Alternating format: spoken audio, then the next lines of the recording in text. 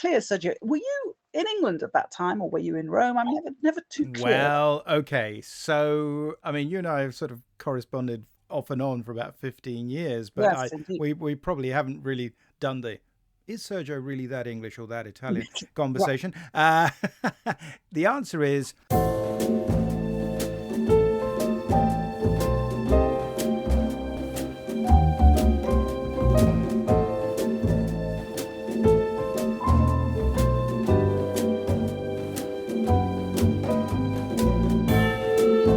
I'm your host, Sergio Angelini, and welcome to Tipping My Fedora, where we discuss movies, books, TV, radio, and much more besides, all from the darker side of the street.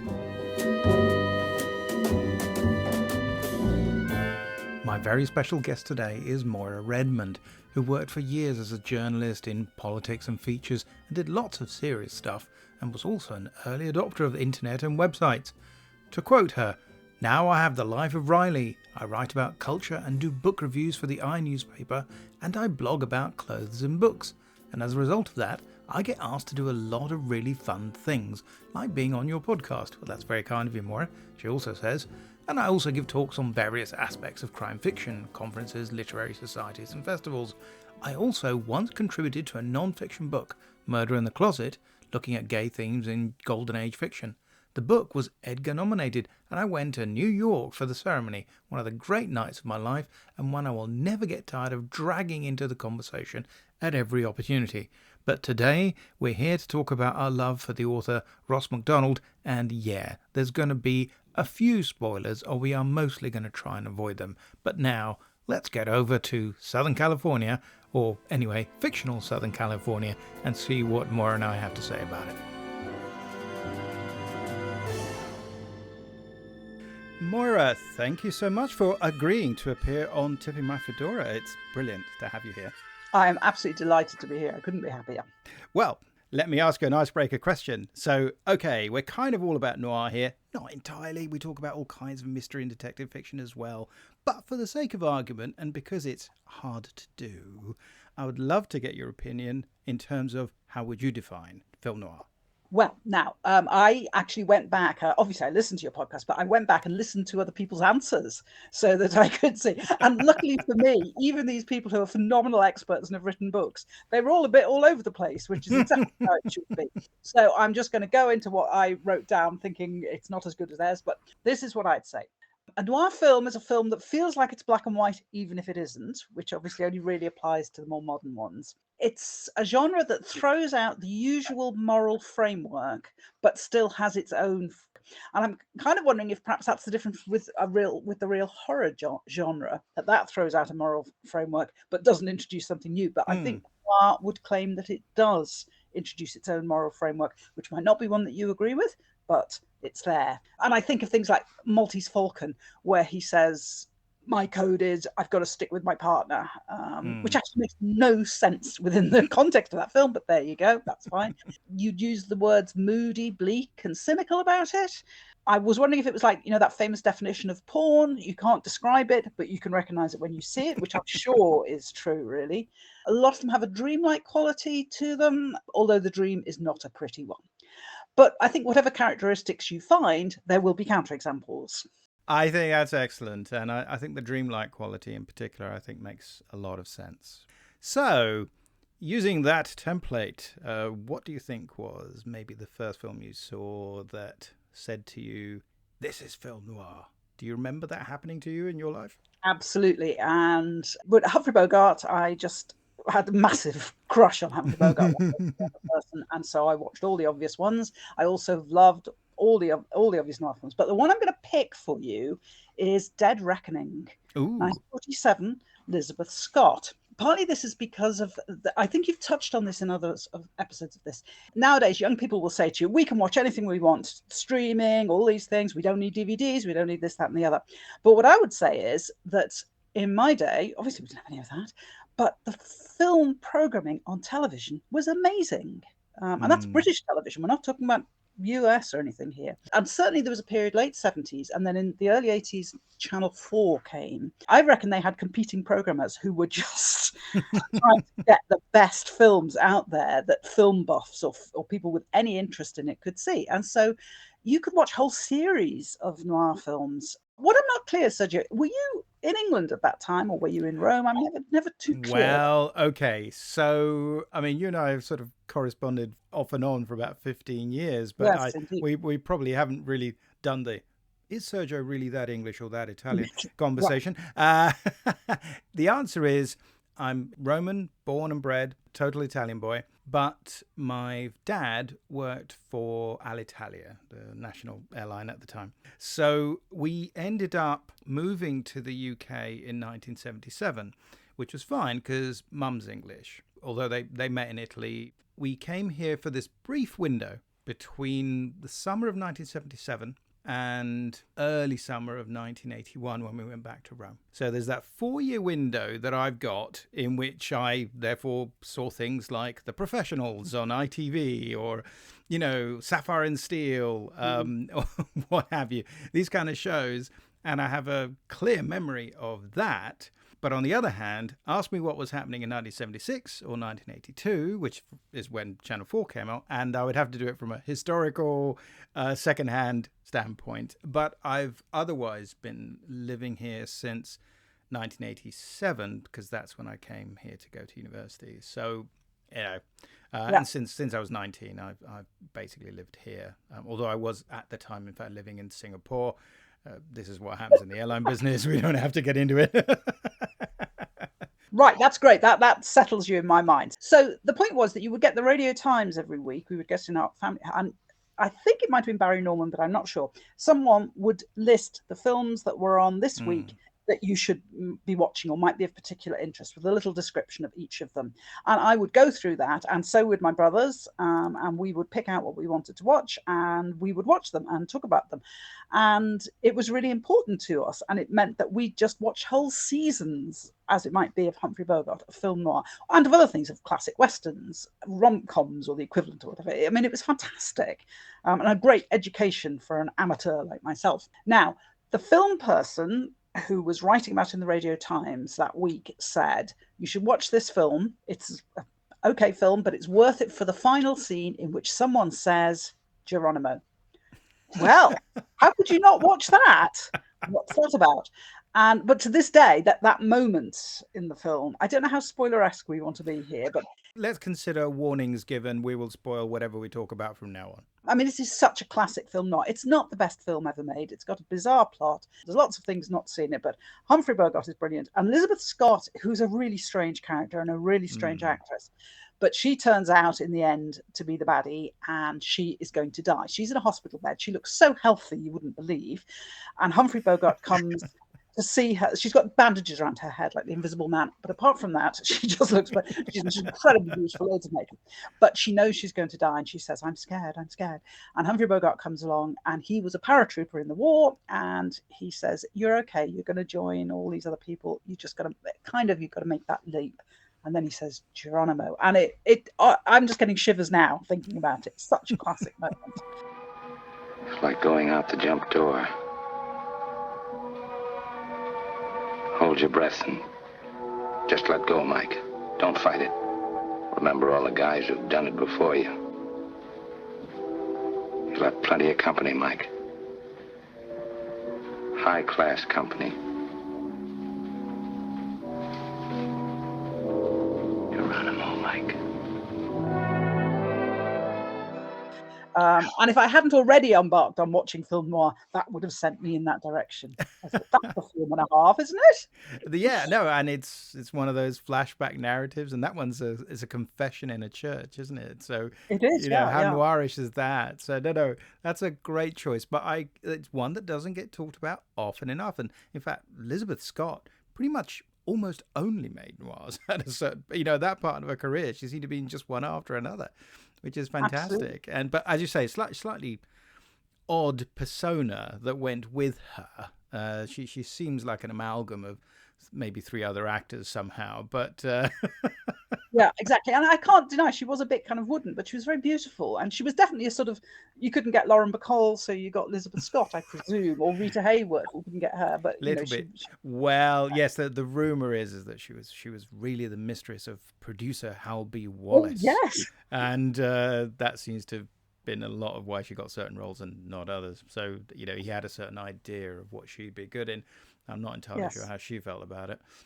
Yes, I looked up her Wikipedia page, and it's absolutely riveting. I mean, it's just biography, just the length that you want, and it's saying how her and Hal Wallace and how she got into business and so on. And I found it absolutely fascinating. Oh, yeah, because there's all that terrible stuff about the Scandal mag, isn't there? And the sort of LA Confidential type thing. Yes, it's just, and she tried to sue them, and I mean, gosh, it's just it would make a great film, the life of Elizabeth Scott. I feel dirty all over already, but okay, moving on. Well, let's talk about you, Moira, very quickly. So, you have one of the most distinctive blogs I've ever come across, which is Clothes in Books, which radically changed how I read books. I don't know if that was your intention, but I've never been able to read a book the same way ever again. Now, you've got several strings to your bow, but you got to start by telling us a bit about how did that happen? How did Clothes in Books start? There's nothing I like better than hearing from people who say, I never noticed them until I read your blog. I was about more than 12 years ago now. I was looking around for something else to do. So I've been a journalist all my life. I've worked in all kinds of different big organizations. I've worked in radio a lot. I worked for the BBC World Service.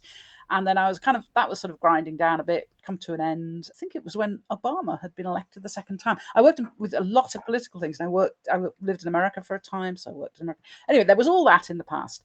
And then I thought, what I really want to do, what I'd like to do is write about books. I can remember it coming to me. I thought, the clothes in books, that's what I like. I love reading about the clothes in books and picturing them. And I can't be the only person who would like to see some version of what someone's wearing in the book. And I thought, surely someone else has done this already. And I can remember rushing to my computer and sort of checking it out, finding to my astonishment that nobody was doing it as directly as I was. So I got the blog name and went for it.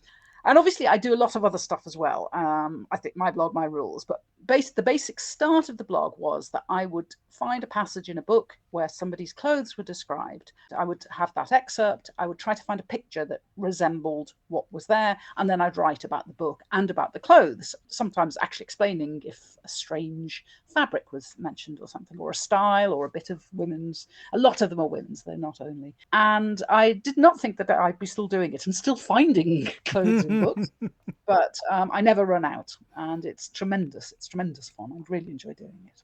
No, I think it's brilliant. I think I remember writing that as a comment on your blog. Although I wish you didn't use Blogger. I wish you were on WordPress like my blog, because at least they would talk to each other properly. I find it easy to comment when you put something on Facebook than actually on the... It's so irritating. There's annoying companies that will not play ball with each other. I made one decision when I was starting out, and now I just think, I can't move. But I mean, Blogger is awful. I mean, you get what you pay for, but you do with WordPress. It's free too, so I don't know why. Although, it's one of these oddities where now that I use the blog a lot less, primarily for letting people know about new episodes of the podcast, now that I look at it slightly from the outside, it's quite interesting because, of course, when you're in it and you're accessing it as someone who's got an account, it looks one way to you. But when, particularly in WordPress, there are all these kind of adverts and things and weird images that creep in. And I'm thinking, oh, God, everybody was looking at that while they were reading my posts. And all of a sudden, I feel like it was just 10% less good than I thought it was, just automatically, So there you go. You really got to work hard on getting the reader experience. I remember at the time and right then and just thinking, oh, this is so cool. And I can't remember what it was. It was something very early on, and it was something not obvious, because one of the things you were mentioning before we sat down and thought we'll definitely do this was we were talking about this Venn diagram idea of where we overlap, because we're going to be talking about a favorite author of ours, and yet it's something of a surprise. So the author is Ross Macdonald, who in private life was known as Kenneth Miller, and who was married to Margaret Miller, who is a sensational author as well. And we're going to focus on him, hopefully talk a little bit about her as well, if we can squeeze her in a bit, because otherwise it'll just be a different podcast all about her. because she's certainly worth it. But he's one of those authors who he works in the hardboiled tradition. And I remember during lockdown, you published an awful lot of posts about Patricia Wentworth. Now, of all the authors that you and I probably do not overlap on, Patricia Wentworth must be pretty high up on the list. However, from a clothes standpoint, obviously she's fantastic. But, you know, I can easily read an Agatha Christie. I would much rather read a Marjorie Allingham. But when it comes to Wentworth, I either read the wrong books at an impressionable age or something. I don't seem to be able to connect. Moira, what am I missing, Moira? Explain it to me. I can't really. I must say, I read it in lockdown. I found Patricia Wentworth the ideal comfort reads because there's no surprises and there's lots of clothes. Silly old Miss Silver being annoying, and I now do it. I do it semi-seriously. I have this thing called the Miss Silver checklist, where for each book that I cover, I count how many times she coughs. Everybody in her books has mad names, weird names, and so I list strange names, or they have ladylike occupations, and I list those. And I don't take it very seriously, but I do enjoy them. And it's a hard row, believe me, trying to persuade people that Patricia Wentworth is worth reading, because people don't take to her. I tell you what, though, in lockdown, you're in good company, though. A lot of Wentworth fans out there. Right. Yeah. Oh, yes. And when I write about her, there will be people piling in to talk about her and saying, "Have you done this one? And why haven't you?" And actually, I've got one more to go that I haven't blogged on yet, and I just don't like not knowing that I've reached the end. So I'm putting off. Literally, you've done them all. You will have done them all. Miss Silver books. Now she wrote endlessly. She was just extraordinary. But there are, I don't know, I can see a list from over there. I don't know, 30 Miss Silver books, and right. I'm on the 29th one, and it'll break my heart when I have to stop doing them because I find it so fun. I like to discuss her knitting, and I'm very proud of the fact that my blog legit has a blog post that's called Miss Silver's Knickers. I'm not commenting, Moira. No. Well, let's not go there. But I think there's this lovely vision that you and I have our own interests, and then we just get closer and closer. And there's the Venn diagram, and in the middle there's a big circle, which has John Dixon Carr, obviously. Yes. Oh, he's still my favourite. What a great writer. What a great writer, and the likes of Ross Macdonald, and then a bit more on my side, Marjorie Allingham, another one that we both love. We've got quite a lot in common, actually. Yes. It's just, I think that when you go out to the outer fringes, we've probably got very different views. In fact, we were having an interesting back and forth on Frederick Brown, for instance, who I think is someone we both like. Yeah, absolutely love Frederick Brown. But it was interesting because I'm just going to do a reread of Screaming Mimi, partly because I think you thought a couple of elements of it didn't stand up. And it was one of the slightly frustrating things, a bit like what we were saying earlier, where I thought, I just don't remember that. And I'm either annoyed about the fact that it's something that I should have picked up on and really it should have made more of an impression. And what does it say about me that I just let it fly by or ignored it because it was, or it's that thing where, we may disagree. I may read it and say, no, this is Frederick Brown talking like other people talked at the time because that's the way they talk, and he doesn't endorse killing people either and talks about that too, but quite possibly not. So I'm looking forward to that reread. But yeah, Ross Macdonald, I think, let's talk about the great Ross Macdonald. So he was a Canadian author who was initially brought up in California and then sort of went back to Canada. We find out quite a lot about him, but not from him, from secondary sources, because his own life sort of imbues a lot of his work. And I suspect that's part of the reason why I think he stands out. He's an author who seems to be, I think, correctly seen as the linear descendant from Hammett to Chandler. And then you have Ross Macdonald, and then there's kind of everybody else. And I think it'll be good in a minute to talk about who the other people who follow on are. But he's someone who absorbed the form and then kind of changed it and used sort of his own personal history to do it, which I think is extraordinary. But that background is something that emerged very late, and I think it's one of those interesting aspects with an author where they perhaps confront something about their personal history, their personal background, and it ends up imbuing their work in a very strong way. I'm struggling a little bit, but I'm trying to think of another author in and outside of this particular genre, the detective fiction genre, where that's so noticeably the case. I don't know. Later, but James Elroy, I mean, he had this terrible thing that his mother was a murder victim, wasn't she? And that's what he would say. That's kind of useful experience you don't want to have, really, but it's there. But I can't really think of anybody else where I would feel that. And I was trying to think also of authors who have stylistically sort of kind of changed. You know, there's a very specific point, and we'll talk about that in a minute. But there's a particular book, and it says, right, from now on, his books are very different from the ones that came before, but not radically different formally, but they are in terms of content and style and tone and approach. And I mean, I'm always fascinated by authors like Marjorie Allingham, who mixed it up a lot. I don't know if you buy this, but my feeling is that I always say to people, look, basically there are two main approaches in her work. They're either whodunits, which actually there's fewer of those than you might think, and treasure hunt stories, stroke thrillers, but kind of treasure hunt stories. And there's more of those than you might think. And she sort of almost alternates in her books, which is in a way remarkable. I mean, I love her stuff and it's great. And I'd rather read her than, say, Ngaio Marsh, because Ngaio Marsh can have good days and bad days, but the approach is fundamentally the same. And if you have a kind of issue with that approach, you're not going to like it on the 15th book than you liked it anymore on the third book, because it kind of hasn't. With her, with Allingham, maybe you got more options. Sorry, real throat in my throat. Get it out. Apologies. Sorry. Let me just, As I always like to say, if you were a 19th century heroine, you'd be dead by the end of the book. But I think you'll be okay. Well, let's put it this way, Maura. If this turns out to be my last ever podcast, I'm just so glad I'm sharing it with you. That's so lovely. Yeah, I was going to say, you get to enjoy watching me croak. It's brilliant. So yeah, let's not do that. I was going to say, Gladys Mitchell. I mean, there's someone who is always going to surprise you, not always in a good way.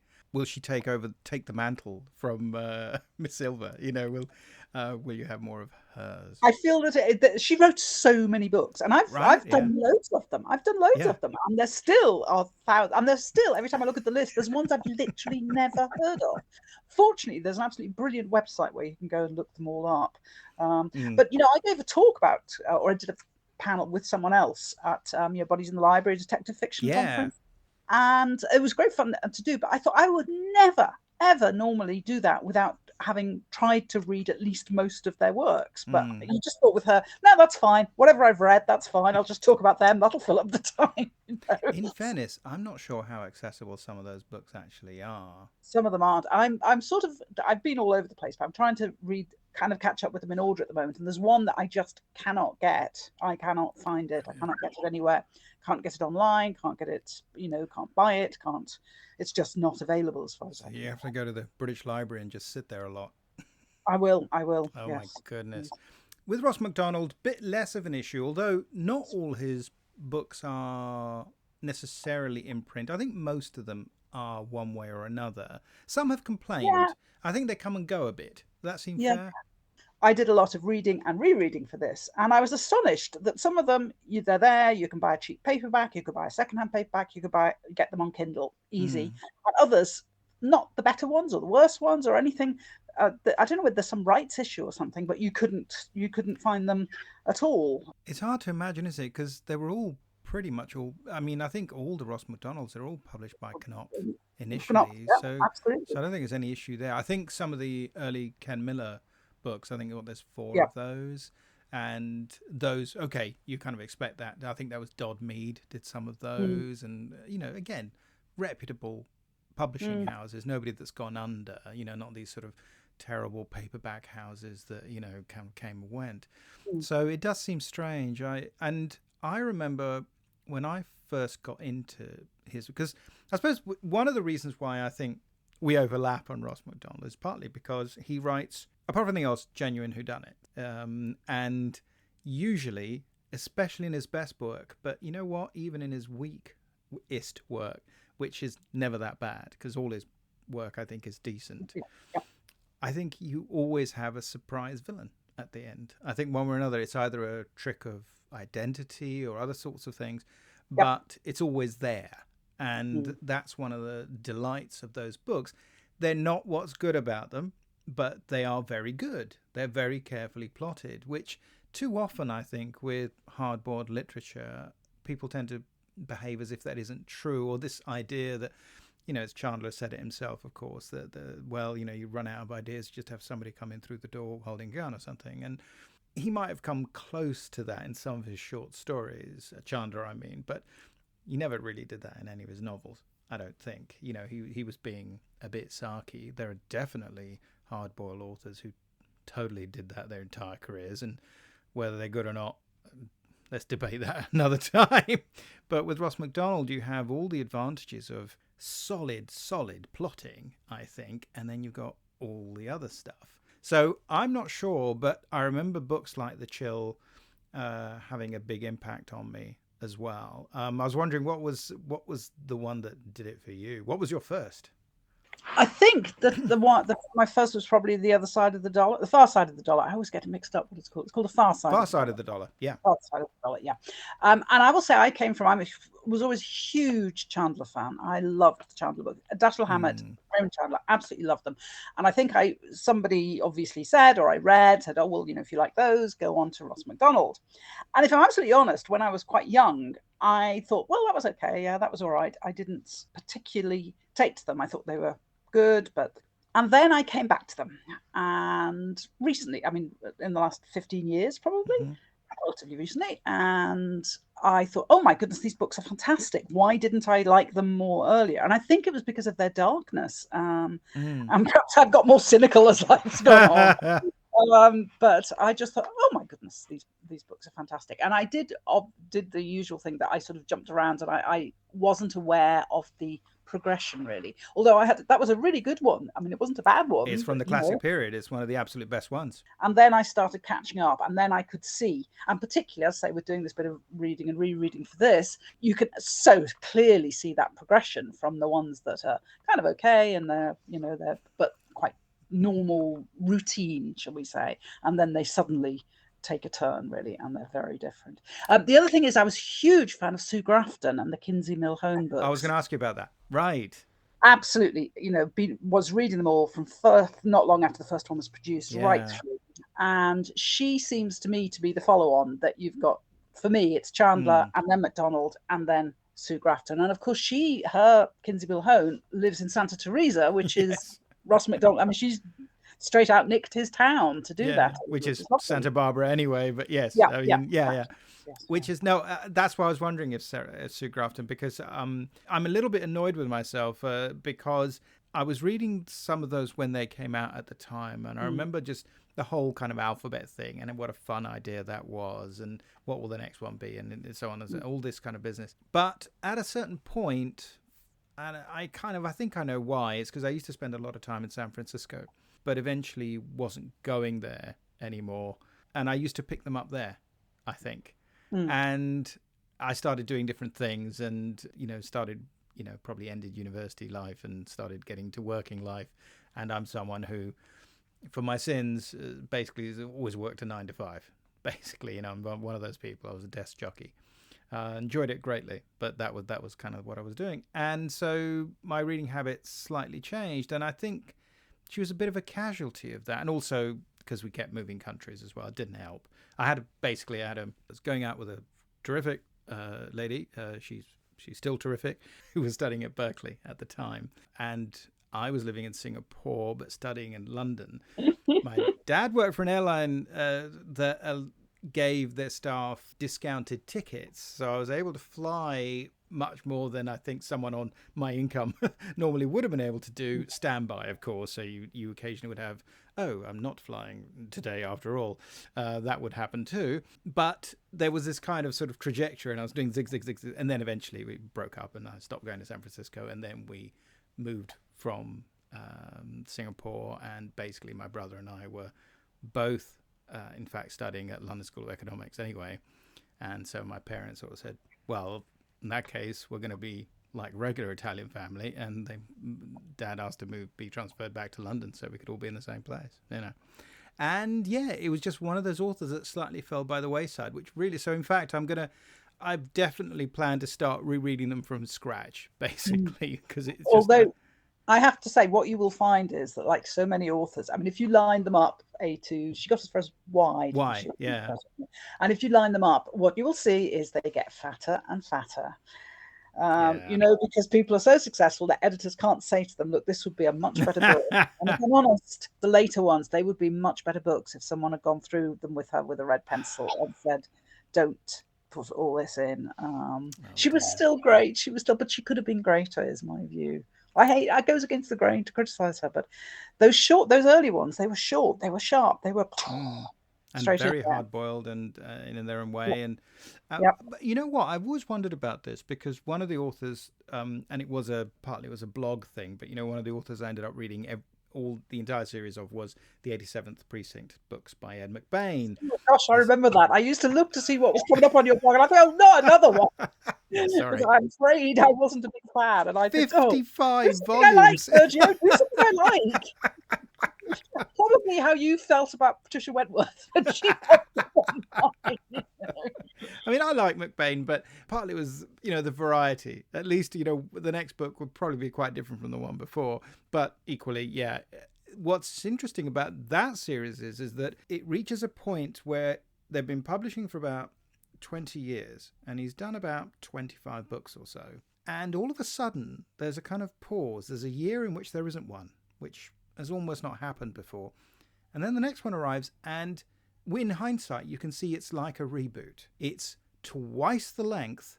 It sort of redoes the plot of the first one in the series, which is a variation on the ABC murders. It's the Agatha Christie thing, you know, one murder buried amongst several others. And it's a perfectly good book, but it's, in my view, and that was 1977. And I remember thinking, when I reread it for the blog, I wasn't reading them in 77. I thought, it seems to me that McBain's been told by his publishers that he's going to have to make them longer.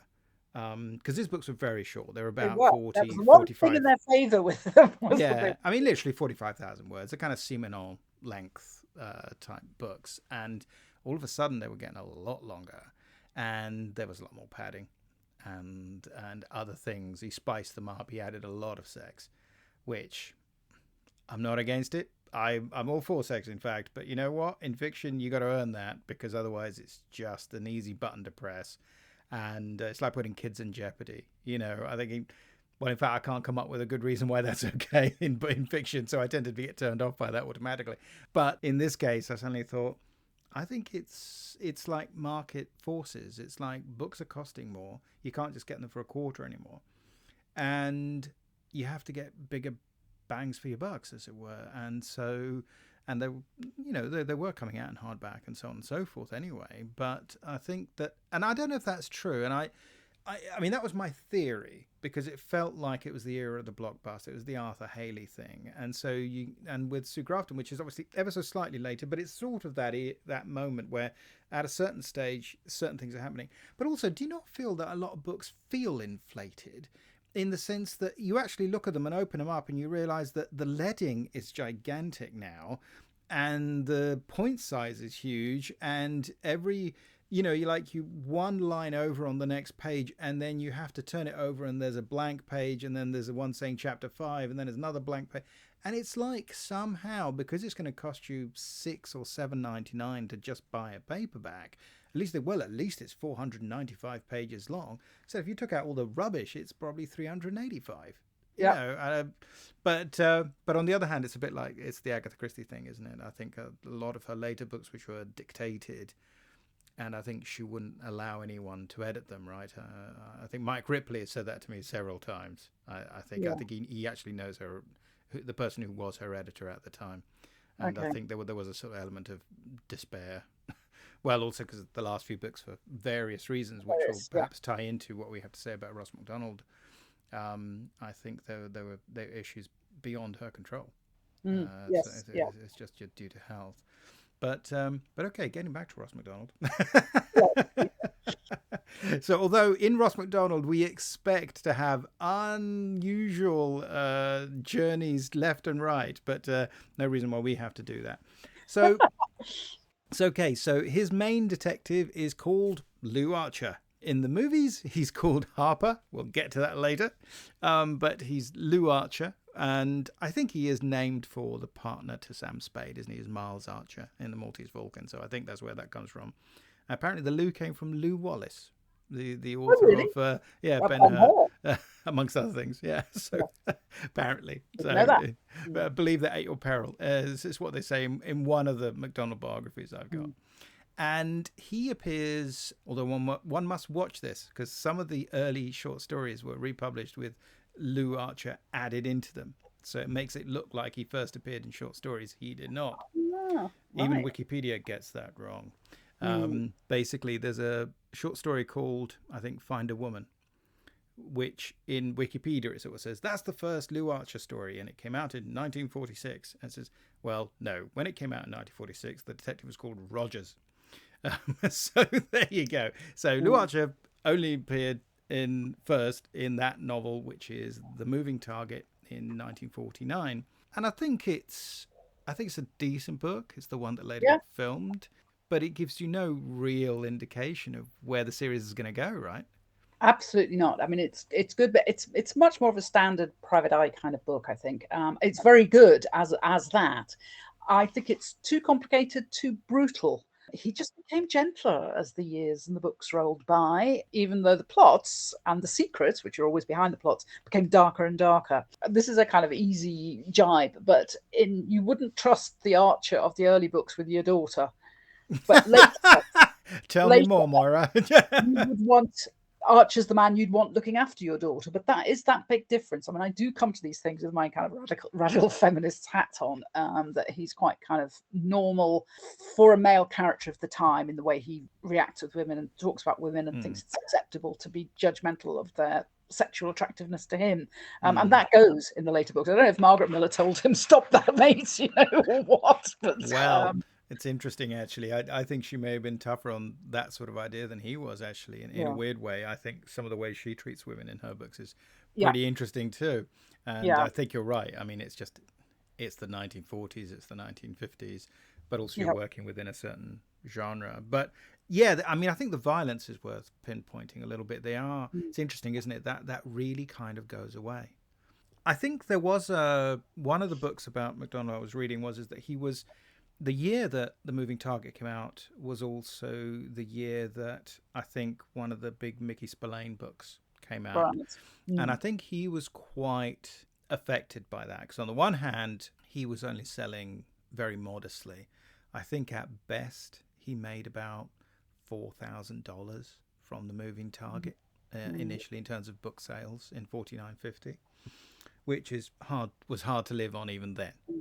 I think their combined income was a little bit more than double that, but he and Margaret Miller, but that was not a lot even in 1949. But Mickey Spillane, that went through the roof, and they were gigantic sales in paperback, and he was becoming a millionaire. But he was, I think, affected by the way violence was used in these kind of revenge fantasies of Spillane's that were so popular, and in a way kind of pushed him further away from that. I mean, I flagged it with you a little bit earlier. I was wondering what you thought, because, I mean, for instance, the second book, The Drowning Pool, is sort of intriguing just because it feels like it's getting just a teensy-weensy bit closer, because it's got the young person and a sort of who is the father. Now, it's not... I'm trying not to say how's your father. Not developed in the way that it would come later on, but it's there, and it seems to me that the first sort of germ of something that's going to really develop and become something very, very interesting. I mean, I like The Moving Target in the sense that I think it works. Like I say, it's got kind of more plot than you think it's going to have. Yeah, and more features than again, when I reread it, I thought, oh gosh, it's all there, isn't it? Rich man, dysfunctional family, the second wife, patriarch's gone missing, there's Hollywood bars, the woman who's keen on astrology, the mystic on the mountain. I mean, it's got some really, there's a lot there. It's a very full plot, I think. And in fact, the Funny. main murder doesn't happen till almost near the end of the book. Yeah, no, it's which is very unusual. In fact, I mean, obviously, they as you say, there are beatings and nasty things happen. I don't know if it's just a question of Macdonald stroke Miller deciding that he's going to invest in the series more seriously, because it seems to me that at that time he was interested in, he wanted to be a novelist. He was working in academia. I mean, he did his doctorate on Coleridge, but he didn't really think that was going to be his career, and he wanted to be a writer professionally. So this was partly a book that originally entitled The Snatch. Did you know that? Yeah. No. Yeah, which later became, of course, the title of is it? I think the first of the Bill Bronzini Nameless series. I think it's, or the second maybe. It's called The Snatch. And Knopf sort of, initially was very lukewarm about the book because they'd already taken him on as Miller, and this was a book that therefore he used a pseudonym because it was almost this idea of left-hand work. And so it was John Ross Macdonald originally, and that's because his father was John Macdonald. So that's where that came from. I wonder if to a certain degree he started to feel like he could do good work even under a pseudonym, even saying, no, this isn't really me, this is just this, because I think they kept it a mystery for quite a bit, because he'd published 4 books as Ken Miller under his own name, and I think originally on the back of the books they had an x-ray of his skull, and they said this is the author. Wow. And I don't think they gave the game away till about 1955, 56. Oh, really? Oh gosh. Yeah, eventually they sort of announced it on the book cover, and sort of they had I think they still had the skull, and then they had a photo of Ross Macdonald, and sort of said, and he's actually Kenneth Miller, and I think that was the Barbarous Coast. I think so. That's roughly 55, I think. So by that point, he'd sort of, I guess he decided it was respectable after all. I mean, I don't feel that reading them, but one gets the impression that there was an issue for him as an academic, that maybe this wasn't, in fact, where he should be putting all his energies. I mean, I don't think they read that way. Do you? No, not at all. No. He doesn't seem like somebody who's, I don't know, lowering themselves to that. It's interesting what you're saying about all the sales figures and how much Spillane was selling, because as you were saying that, I thought that's familiar. Why do I know all that? And I've just recently read a biography of Ian Fleming.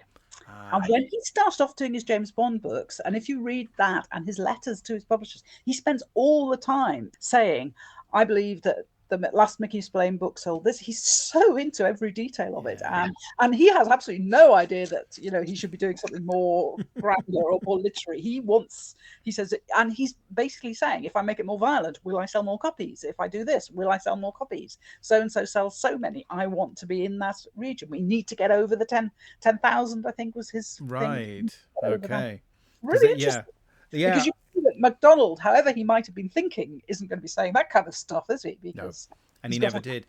Those Macdonald did marginally better than some other sort of mid-list type authors, in the sense that, well, it was being published in Britain as well, so he would have got royalties from that. But literally, the royalties were peanuts. Tiny. He'd get like $500 for the entire paperback run, just because you would get, I don't know if it was a penny for every X 100 sold, it was so small. Really? And I think it became a bit of a bone of contention because Knopf had a deal with Pocket Books, being paperback publisher, and who in fact was publishing the Ed McBain series, and he would always talk to them first.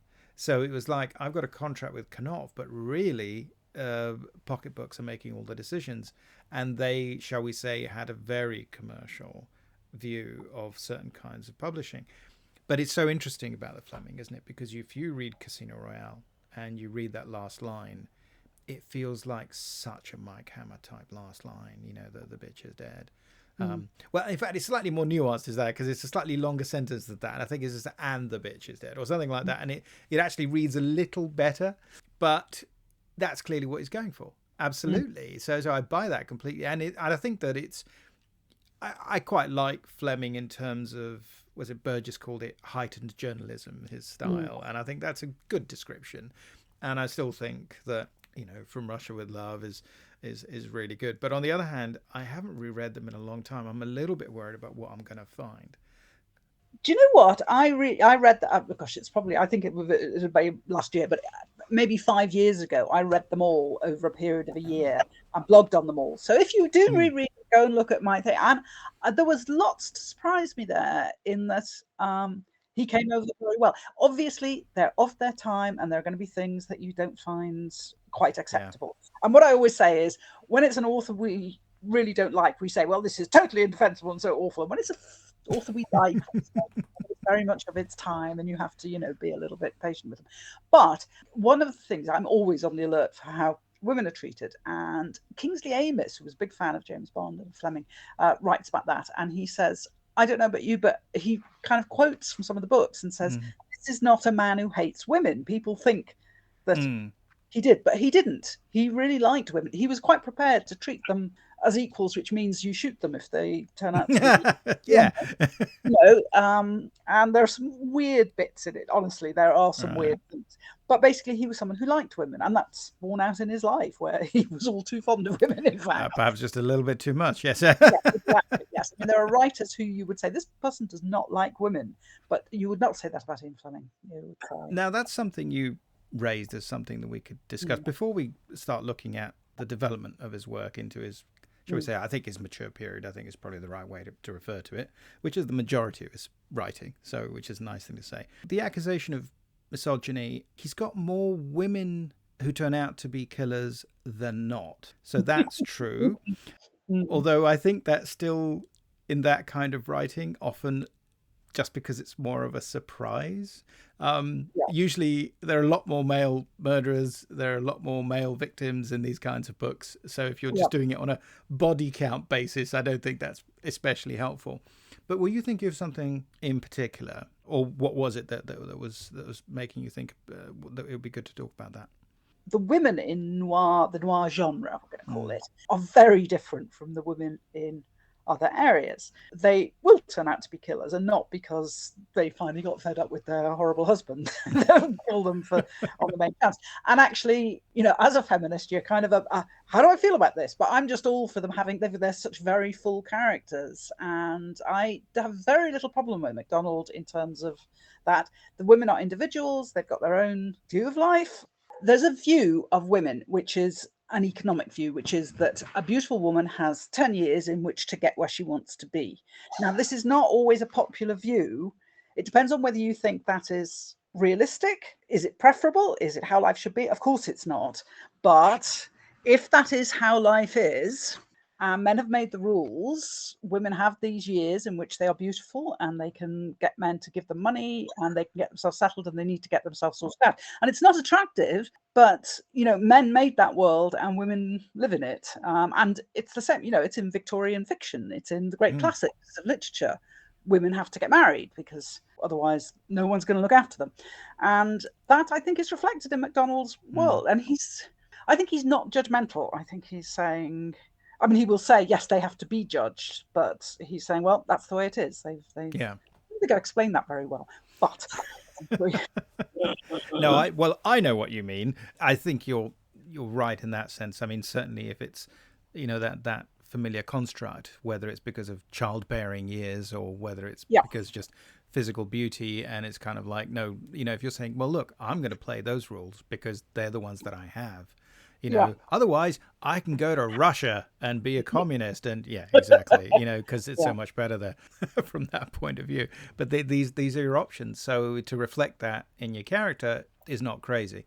On the other hand, I think we've all read examples of books where it's much iffier, and there are good ones and there are bad ones. I think that, Jim Thompson is... We were talking about Jim Thompson because of a previous podcast I did with our friend Jim. Not Jim Thompson, Jim Noah. A Tale of Two Jims. But we were talking about that side of it, and his male characters are basically insane. And his female characters aren't quite as insane.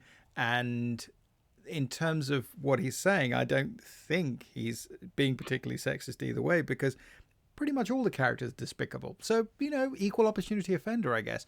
But it works in the context, I think, if you buy into it. I remember having conversations when the most recent film version of The Killer Inside Me came out, the Michael Winterbottom film starring Casey Affleck and Jessica Alba. And everybody was commenting, there were the Guardian articles about the violence in it, and which is there, and it's brutal, and it follows what's in the book. But the argument is either, no, well, you're commenting on it, and therefore that's what the film is about, or you're just participating in it. And that always seems to be the only two parts of the conversation. There seems to be no meeting point in between. So I think, well, okay, ultimately, if you want to talk about the film in question, then I feel like one can have a more nuanced point. If you're making broader conversational points, then I think yeah, okay, I'm not going to disagree with you, but it doesn't necessarily help us in appreciating that film at this exact moment. But again, that's also a way of evading important issues. So with Macdonald, I think that it's intriguing that his approach changed. And I think one of the things that we probably want to, I don't know how much we want to get into it, but something very big and important happened to Macdonald and his family in the mid-1950s.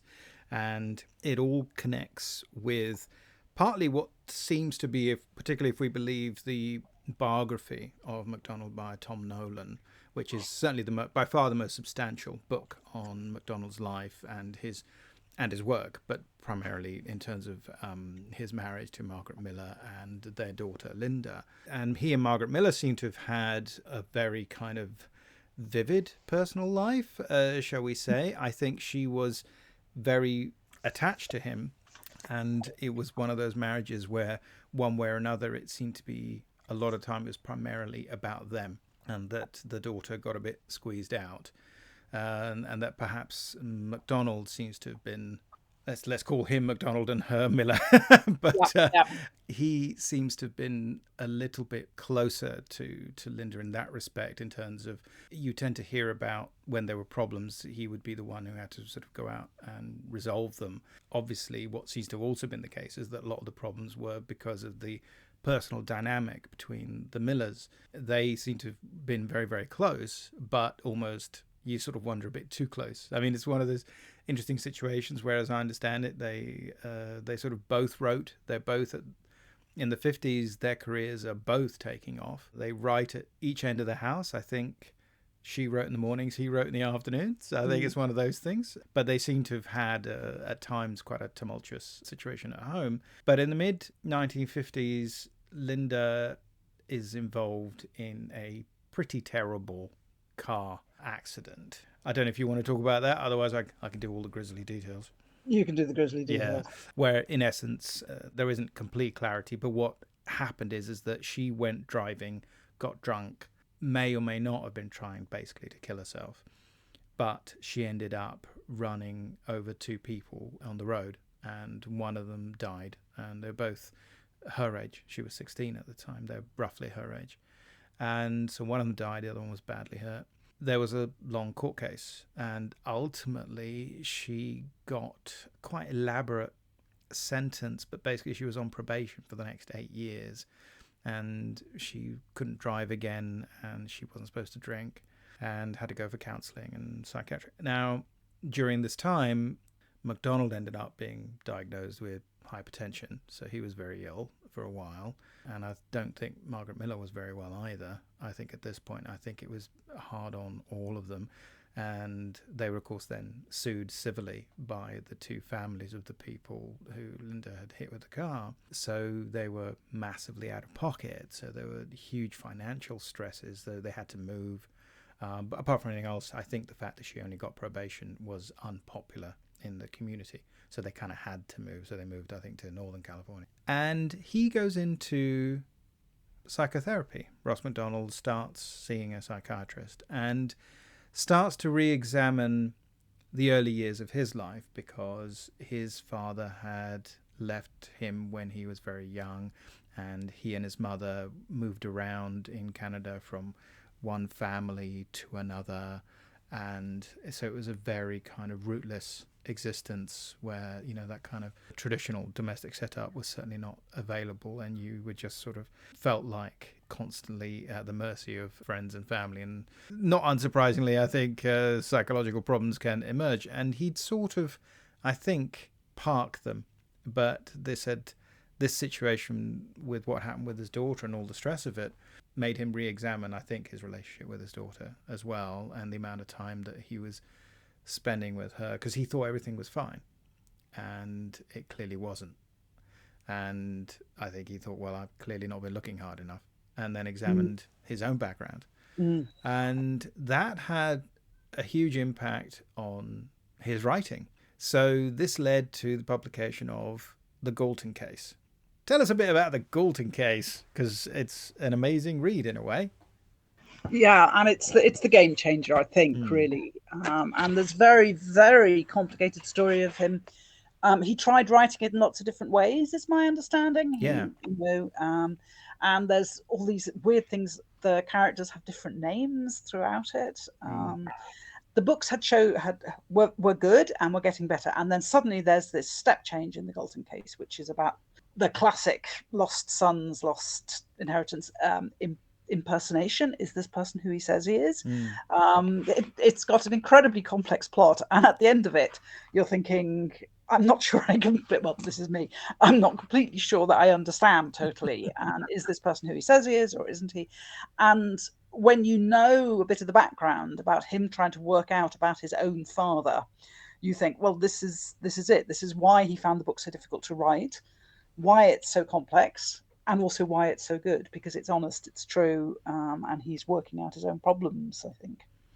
And also there's that certainly that sympathy with younger people, and that discussion to a certain degree of just the age gap, relationships between children and their parents. But of course then it becomes children who are looking to find out who their parents are or really are, and then half the time it turns out the children are who they think they are anyway. So it gets very, very convoluted. But I think that it is an amazing book. Yes, I mean, my understanding is I think that the first time he tried to write it, it was from the point of view of a young boy, so he was much younger. And then he realized, I think, about 13 pages in, that it was going to be hard to sustain a young person's point of view. And then he tried again, and that didn't quite work. So I think what we've got is sort of the third attempt, I think, the third approach, because it's a variation, isn't it, on the kind of the Oedipal myth, you know, also in Freudian terms, but also just in terms of the classic Greek story. And it's superbly done, I think, because there's just there's depth of feeling, but also there's that shift in how we present Archer, because he takes a step back. He becomes, well, I think the definition that Macdonald gave was he becomes almost more of a psychotherapist, doesn't he? He's there to talk to people, but also really to listen. And that's remarkable if you think about it, because although that's always a little bit inbuilt with private eye narratives, particularly if they're written in the first person, which is true in Chandler, is not true in Hammett. One of the reasons why our friend Jim Noy really hates The Maltese Falcon, obviously he's wrong about it, sorry Jim, but it's true. And he's never one for low-key neutral views, is he? You know, oh, maybe it's got its good points. I hate this. Or no, he just hates it, yeah. Is but for that reason, because you can't get into Sam Spade's head. You never know what he's really thinking.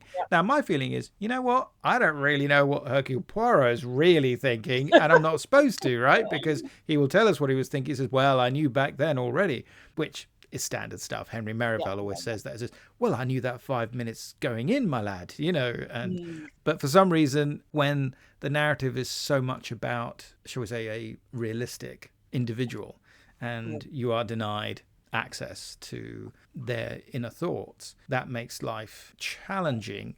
If it's deliberate, you got to think, well, there's a reason for that. But nonetheless, here we have a first-person narrator. All the Lou Archer books are narrated by him. And so therefore we only experience things as he does.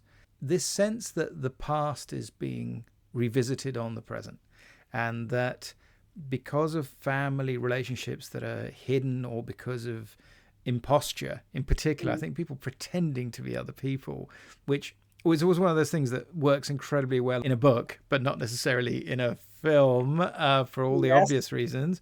Here, to make that into this kind of personal mythology that uses kind of almost like Oedipus at Colonus, this idea of, which way are you going to go, and it's what kind of person are you going to be, and that deep empathy that he starts to really show for his characters, and like you say, the fact that he's not really judging, and now he really is sort of pulling back to a large extent. He'll sometimes make comments and you sort of think, well, okay, that's what Archer thinks, I'm not sure that's what I think, but it's never a crazy thought. It's never comes out of nowhere. And the point is, he doesn't verbalize it. It's just what's going on in his head. And it doesn't affect what he does because he's very hands-off. It does mean we know, in an odd way, it feels like we know less and less about Archer in some respects the more you go forward, or it becomes less important. Whereas if you're doing a modern series, that's inconceivable, isn't it? Yeah. It would all be about their personal tragedy and all these awful things that have happened to them and how they're working through them. But here it's always about the clients and the people he picks up along the way. Because having discussed the plots and how clever a lot of them are and how carefully worked out, it has to be said there is usually a moment or two in each novel where something happens through happenstance, a contrivance of some kind, and Lou is able to make a sort of leap. Or in the last book, somebody just drops dead on his way from one place to another, and it turns out to be integral. And I still can't quite, but I definitely bumped against that. This is in The Blue Hammer, which I reread just a couple of weeks ago, just ahead of us having our conversation. And it's a terrific last book, and we'll get into it if we've got time. But there is this moment, literally, where he's going from one house to another location, and there's just this guy who's just about to die in front of him. And it turns out to be this person who's absolutely built into the whole story. And I'm thinking, okay, what would but it sort of doesn't matter, because it's kind of like, well, okay, if he'd heard about it 2 days later, would it have changed the story? Nope.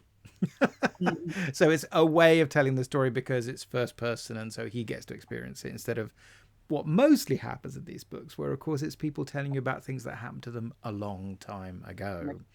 Yes. And I was wondering what you think about this. I think some of the, talk about authors that we really like. I mean, for instance, some of the great murder in retrospect books that Christie wrote, say, I don't know, Five Little Pigs or something, where you get a very nice handling of the way people talk about the past, which may not always be accurate. And that can be willful or not. It's just time has passed and it's sort of realistic. And I like the way it's handled here, because obviously in these books you always have to worry that Lou isn't always being told the truth, and he will tell you if he doesn't entirely think so. How do you think he handles that? Because I think it's hard to do in fiction. Yes, it is. And when it's done well, it's one of my favorite types of book. But I think too many people think it's going to be easy to do this, let's just look at the past. And I think Macdonald does it really well.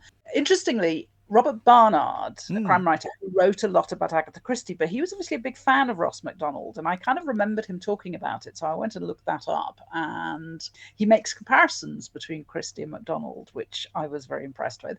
But he does say they're plotted in a tight-knit, convoluted way. Every incident and every person, however casually, met on Lou Archer's despondent quest through the Golden State turns out to be integral to the solution of the problem he is engaged in at the moment. And he also asks, is California really so jam-packed with adolescents who have witnessed a murder in their infancy? Which is kind of a fair question. But he also makes a very interesting point, which is one of Agatha Christie's most, people would say, cozy mysteries is Sleeping Murder, the one she wrote in the war and kept. But if you look at the plot of Sleeping Murder, it absolutely sounds like a Macdonald story. I don't know how much you or your listeners will remember. But there's a young woman who goes to a house and she suddenly realizes that she lived in this house when she was young. And eventually we get to the point that she witnessed a murder. And there is also a very sort of dicey relationship, as far as I'll say about this, which led to the murder. And she has to uncover all this. They have to work out what happened and they have to catch the person. And actually, you could see most of that book, although it's so very Agatha Christie and is set in a seaside town in England, translate that down to the beaches of California, and you've got yourself a MacDonald book. Yes, because in fact, it's sort of modelled on a house where Christie lived, isn't it? And there's that whole thing about sort of the child looking through the banisters and that whole business, which is which no. In fact, I think you get a bit of that in The Underground Man, in fact, or at least the TV version. Yes. That's fascinating. I mean, yeah, I think Barnard's got a point there. Let's face it. I mean, obviously, there's a boring, more realistic version of these books where you watch him go round and round the circles and get absolutely nowhere for half the book, and then something will click into place, and you just think, I don't mind him cutting out all the boring bits where he says, well, I spoke to 17 people, but the 18th was really useful. But yes, I mean, that is the downside, of course. And some bits of it are going to sound contrived. You mentioned in particular about mothers and daughters in some of these books. Yes. And I really wanted to hear what you had to say about that. You can't not remember about his own daughter and mother. And with the Galton Case, and I was saying, you feel almost as if he's worked through his problems, which is obviously, so we've got 3 generations here. We've got him and his father, and we've got them and their daughter. And you feel the Galton Case, he's worked through all this, through his haunted past. So he could then forget it. Oh no, he's not going to forget it. It's going to keep coming up in every book after that. There's a kind of way in which he's decided to just write through it. Yeah. We were talking about mothers and daughters, which is obviously a huge feature in that. And there is one in particular in Instant Enemy, one of the latest ones, where there's a young woman, classic MacDonald character, and she has something really terrible happen to her, like a year or so ago. And now she's gone missing a while later.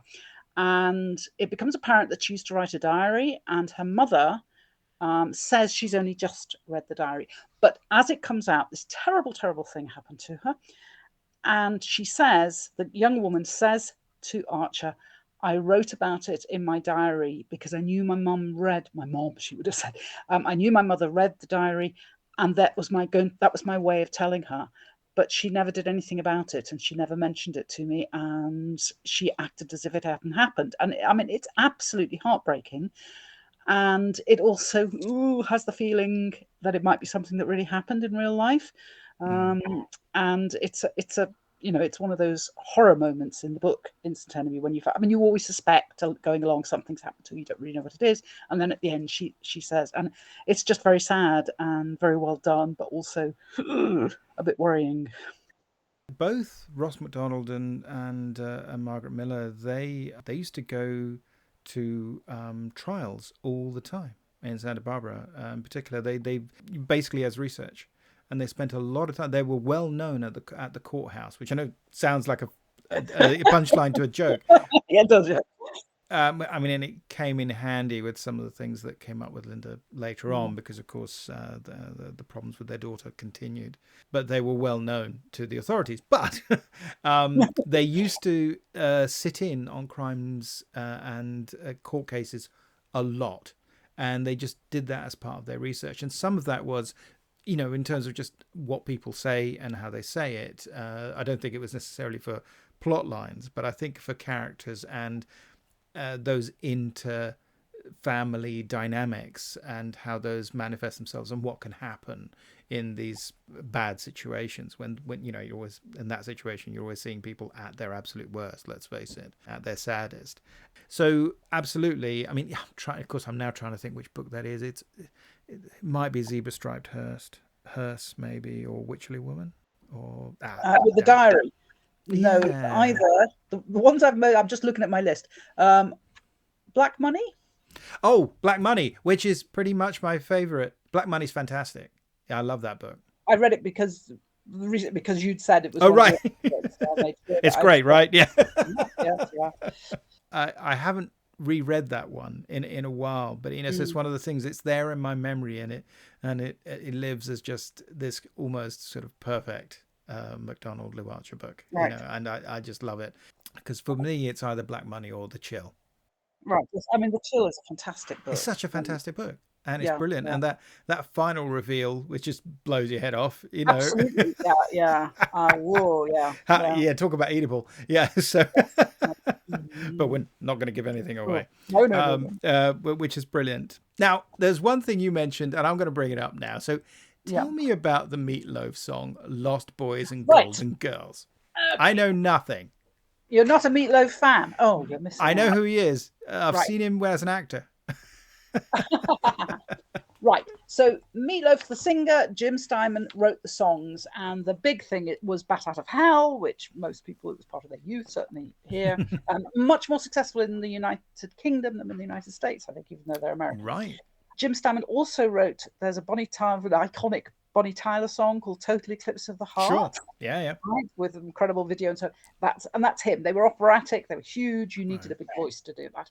Huge, dramatic, operatic songs, which I always loved, and they always seem to be set in California, the dark side of the high school movies, and it's totally, to me, it's Archer MacDonald world. And so there's this one song which isn't his most famous one, but it's the title. The title is "Lost Boys and Golden Girls," which, I mean, that could be a series title for the Archer books, couldn't it?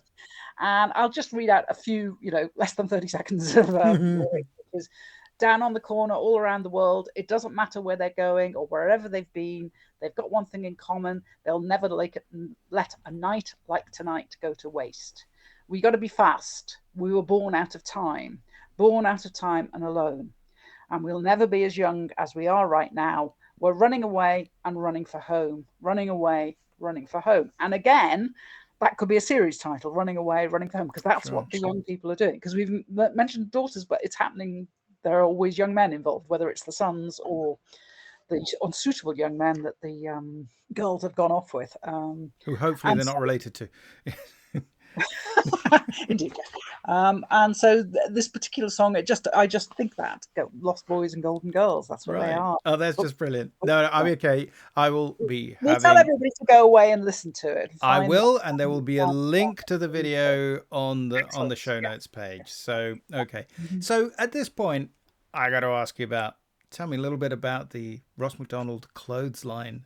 So how does he fare when it comes to descriptions of wear? Really good. He is you would say that he's a man, with he's not got a woman's eye for these things. Not a huge amount of detail, but he tells you what they're wearing, and you think, yeah, I do, and I would know, that is what that woman would have on. So he's very good on the mother's clothes, those dissatisfied, rich 40-something ladies who turn up, they're drinking too much and they're worrying about their daughters, and I can't get over this, reading the diary and doing nothing about it. I can't get anyway.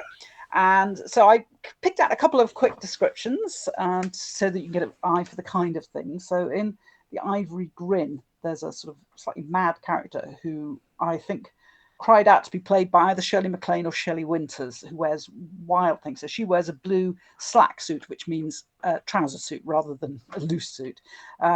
Blue trouser suit over a blue turtleneck sweater and a blue mink stole.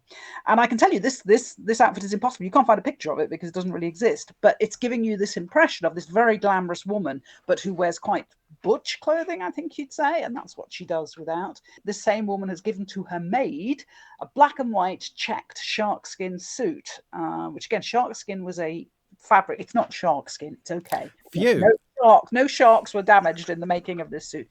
It was a particular fabric which was reasonably substantial and had a distinctive two-tone appearance, you would say. It was quite sort of lustrous and yet matte at the same time, a strange texture. It was very unusual, but it's quite unusual now, but it was a big deal in the 50s. And with these things, I just think, yeah, that's just right. There's people wearing leopard print trousers, a yellow shirt, a dress with gold buttons down the front, a black and white striped linen dress with a plunging neckline and a very close waist, which he later refers to as zebra stripes, which isn't exactly the same. And so he gives that much description, and he does it very well. He does the Underground Man, which is very much set in the 60s, really blatantly set in the 60s. And there he has young women in multicolored short dress with white textured stockings, which are classic look of the time, Mary Quant. So he is good on it. He's observant, I think. I think he just looks to see. He wouldn't give a designer, for example, he wouldn't say she's wearing a Pucci dress or whatever, Mary Quant. But he knows what the women he writes about would be wearing, and he's very good like that. So full marks. And do we know what Lou is wearing? No. Right, yeah. Very good, non-specific, very much so. No. Occasionally he says somewhere he's got 2 suits. So, and he's always going on his researches, doing whatever he's doing, and then he goes back to his apartment. He hasn't been there for 2 days, and he showers and shaves and puts on his other suit because everything he's wearing is pretty messy by then. And at one point, he goes to see somebody, and they say, "Well, you look pretty rough, actually. If you want to make it right, you shouldn't look like that." So you think, yeah, everyone's a critic, yeah, yeah, absolutely, yes. But really enjoy looking for the pictures if I'm doing a Ross Macdonald book on the blog. There's a particular photographer called Toni Frisell who worked a lot in that 50s and into the 60s. She must have had nobody to inherit, I think, because she donated her entire collection of photographs to the Library of Congress, which means that I can use them without, obviously I have huge, I'm always quite careful about my pictures, but the Toni Frisell collection is incredible. And it has these pictures, which I think really match up with Macdonald. I mean, I look at them and sometimes I say in the blog post, well, this could be any of Macdonald's women. They'll be a woman looking very serious with a headscarf. Okay. No, he's good. He knows his stuff. Right. So the books develop amazingly. I think our favourites tend to be the ones probably from the 60s. We've got The Underground Man, Sleeping Beauty, and then the Blue Hammer, which is his last book. And the Blue Hammer was a book that I think he did ask for quite a lot of feedback. And in fact, it's dedicated to a fellow author, William Campbell Gould, who I think gave quite a lot of feedback on the book. That's now seen as perhaps early indications of the fact that Macdonald would come down with presenile dementia. But it's interesting because at the time that he was getting ready to publish the book, he was sort of saying this might be the penultimate Archer book, or maybe it's going to be the last one, which is sort of fascinating. So he had some sort of sense of it. And he passed away 7 years later. I think he was only in his late 60s. But he wrote 18 Lou Archer novels. I think he wrote another 6 or 7 books without him, and a handful of short stories, all of which have been republished. Although, yes, we've got to watch out. Some of them have Archer in them and they previously didn't. But he was not necessarily a big fan of the short story form. He didn't do a lot of them. But I did want to have a quick chat with you about the movies. There have been 3 movie adaptations, 2 for the cinema and 1 for television, of the Archer books. And partly I was just really curious to know what you thought. I suspect, but can't prove, that although I think I just came across The Chill and read it and loved it, but what I think I had already done, perhaps not connecting the dots, I had seen the film Harper, which is the adaptation of The Moving Target, and which in fact in the UK was originally released in cinemas as The Moving Target. And it stars Paul Newman, and Paul Newman had made a number of films that had done well, particularly Harper. There you go. No, including HUD and The Hustler and then Hombre, all with H in the title. So the story goes, truth or not, who knows. Apparently it's not true. Apparently when they bought the rights to the books, they didn't buy the rights to the character. And so they decided to just rename it and be done with it. So instead of Archer, he became Harper. That film came out in 1966 and was adapted by William Goldman, a terrific novelist and screenwriter. I'm a big fan of William Goldman. I don't know if you like his stuff, but I think he's terrific. Best known today probably for The Princess Bride. Right. Which is the one of his films that I don't like. That's what... well, you should read the book. Book's even better. Right. Yeah. Okay, I'll take you away. I'm a big fan of William Goldman in general. But you don't like the film? I mean, how come? just Princess Bride. That's it. Yeah. Everything But else is fine. why? What's wrong with the Princess Bride All right, film? I'm sorry about this, and I really don't want to come over. What I do not understand is why so many women like that film, because women don't exist in that film except as it would fail every Bechdel test ever. The women are idiots. They need to be rescued the whole time by men. How he could be writing that and making a film of that, and I know everybody loves it. I know that lovely Columbo is telling it as a story to his lovely grandchild. I know all that, and I can't watch it anymore. I've tried. Really? Okay. Because I think she's so funny in it. And in the end, I think, well, they all are. I think, and that's what, the book has a slightly different edge to it. And okay, I have not read the book. I've only seen the film. Yeah, it's Paul Newman. He's Harper. Harper is, well, that's a little tougher. Here are some girls who think they've got him pinned down. Playing cat and mouse with a man like Harper is a dangerous game. Mouse always gets caught. But I like dangerous games. Your husband keeps lousy company, Mrs. Sampson. As bad as there is in L.A., and that's as bad as there is. Don't tangle with Lou Harper. Go drink some poison, you got a better chance. He's got cup's eyes and he knows how to hurt. But Harper the film, written by William Goldman, is his first proper screenplay, starring Paul Newman as Lou Archer. So we have that great opening scene where he has to make a cup of coffee. Yeah. And that was apparently a last-minute rewrite. They rang him up, right, and said, we need an opening sequence. William Goldman, he is the ultimate anecdotalist, and you can't always, but he tells a great story. Who cares? You just let go and say, yeah, okay, I'll believe whatever you're going to tell me.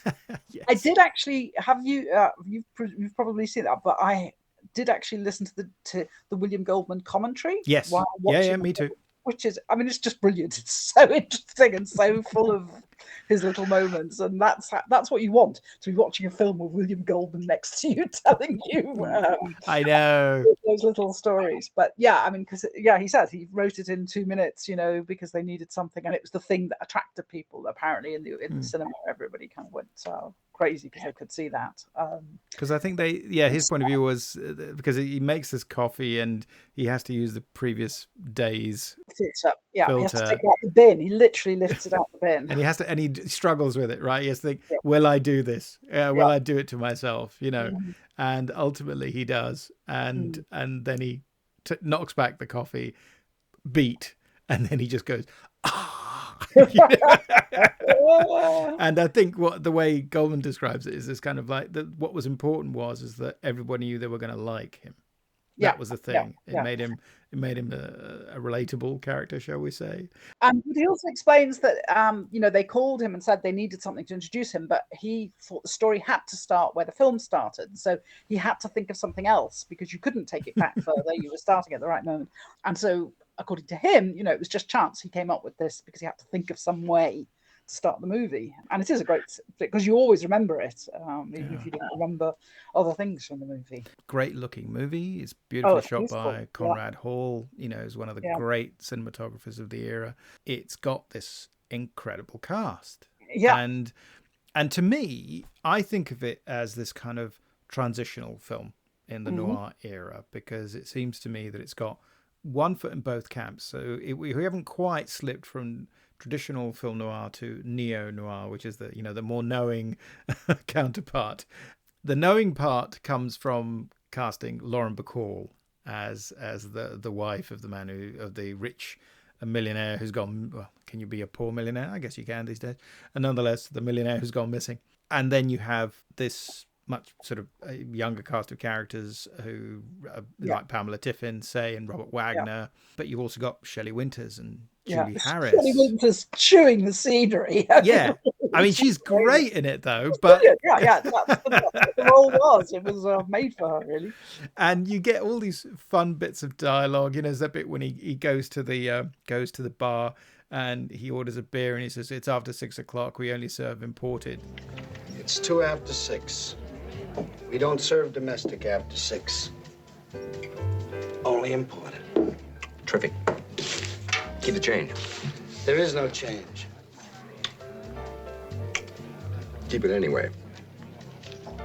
It's got lots of nice one-liners, which are more Goldman than Macdonald, I think.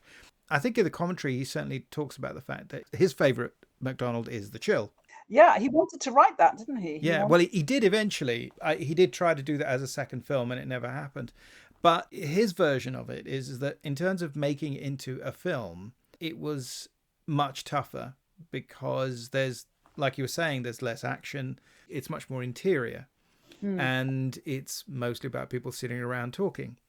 And that was going to be a problem because this is a big studio film and you're working within the confines of a kind of the traditional private eye genre, which hadn't had a big private eye movie for quite a while at that point. So the selling point was you've got, big stars, none bigger, of course, than Paul Newman.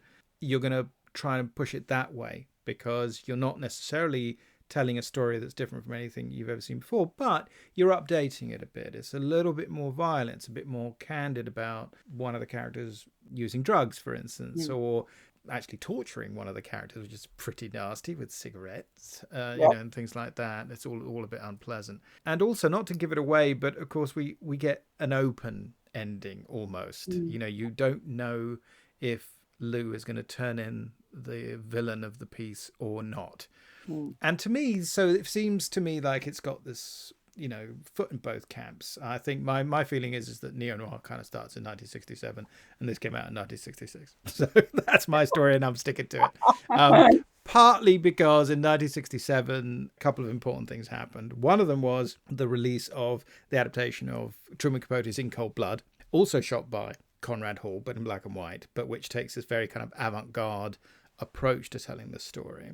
Second is the release of Bonnie and Clyde, which really brought a whole new level of violence and candor in some respects to the screen. But also it was the year that the production code ended in America. So it was replaced by a rating, but not by anything prescriptive. So you would just say, well, okay, then it's going to be an R or whatever. Yeah. And so that's why I feel 67 is the big shift in terms of how we approach these kinds of films. I mean, what do you think of it? What do you think of Paul Newman as Harper? I'm torn because he is fabulous in it, but he's too good looking. I mean, he is so handsome, and it's distracting how good looking he is. And I just don't believe in him as Harper, but he's great as a character. The thing that there's a kind of weird thing about it that drives me mad, which William Goldman does talk about in his commentary, which is that he's chewing gum in every single scene in this movie. And William Goldman said that was Paul Newman. It was he said that was right for his character. And he said, actually, it was a huge continuity problem because he was running at it from 1950. So I felt a bit better about that when I heard William Goldman explaining that. And it's obvious that Paul Newman, who was obviously a lovely man in many ways, but he really, even he could get what he wanted. I mean, he could, this choice at the car. He's got this weird looking Porsche in it.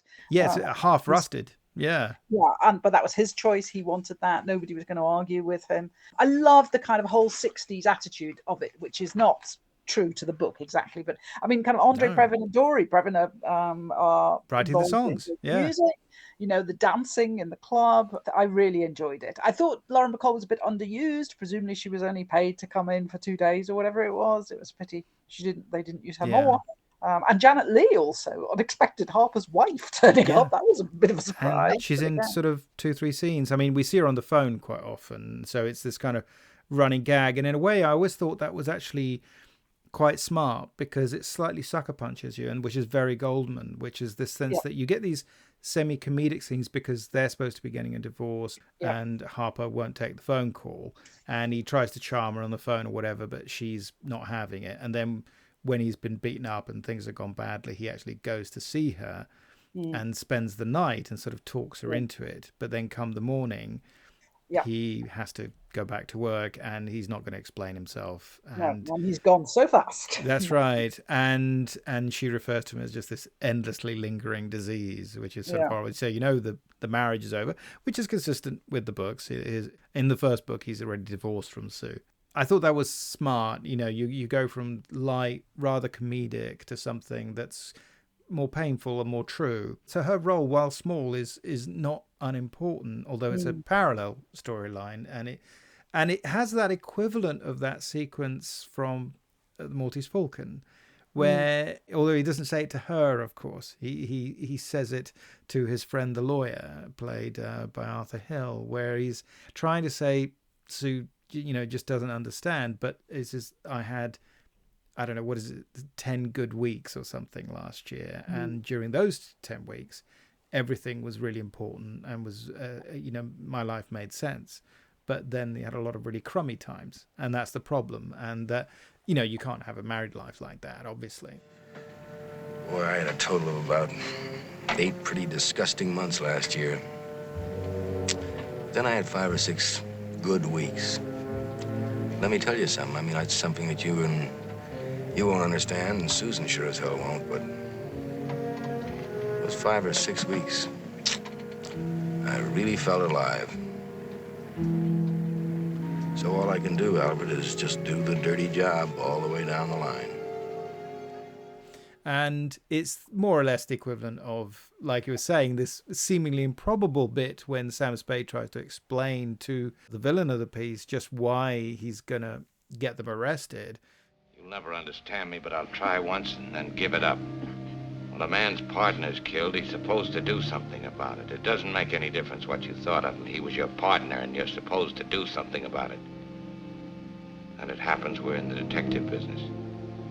Well, when one of your organization gets killed, it's bad business to let the killer get away with it. Bad all around. Bad for every detective everywhere. It makes sense, because the code sort of, yeah, but you're sleeping with his wife, and it's sort of all a bit strange. But you're saying, well, in terms of me being me, this is what I have to do. You do what you do, and this is what I'm going to do. And it's an interesting equivalent to that, and it's 25 years later, and it's the 60s version of it. I find that very intriguing. What can I tell you, Moira? I had my eye on, Pamela Tiffin and Lauren Bacall, so I didn't have a problem with Paul Newman being in it. That's not my thing. So, but I take your point. And I mean, actually, and Robert Wagner, of course, is just fantastic. Yes, no, it's a ace cast. It's really well done. And it looks fabulous. And I think that in the end, it considering that private eye movies it's hard to make them feel huge or anything. They're always quite constrained, aren't they? Ultimately, this one moves along. Like I say, loads of plot, lots going on. And it's his first produced screenplay, isn't it?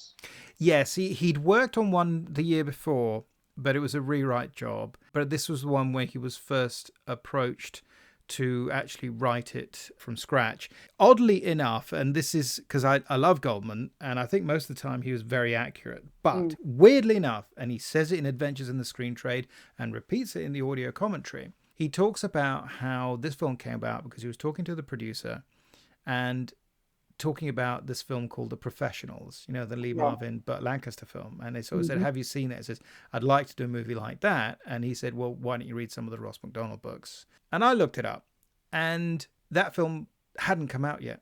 So either he's just simply got it mixed up with another film, which is easily done, or maybe they'd read the script, or maybe he meant the novel that it's based on, or something else. But in terms, and he, it's stuck in his head, but literally look at the production dates. And the fact is that they started shooting. It's the same DP. It's Conrad Hall. He filmed it after they made this film. So literally, there's just no way.